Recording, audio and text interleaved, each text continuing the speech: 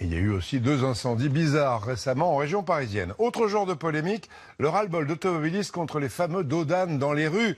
On en a mis un peu partout, parfois sans respecter les normes. Et du coup, quand on passe, ça abîme les voitures. Dans le Var, un automobiliste en a fait les frais.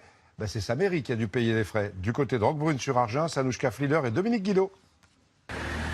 Qu'on les appelle dos d'âne, ralentisseurs ou gendarmes couchés, ils fleurissent partout en France. La sécurité des enfants, de tout le monde, je pense que c'est nécessaire parce que oui, souvent il y a des gros abus de vitesse. Les dos d'âne, m'en parlez pas, j'aime pas du tout. Ils sont trop parce que même moi j'ai une petite voiture, ça touche par terre.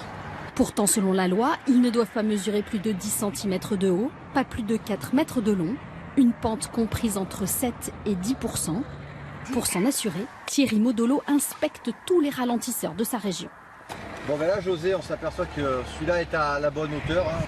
Un tiers ne serait pas aux normes et leur implantation pose problème également. On ne doit pas dépasser 3000 véhicules jour, ici on est à 41 000.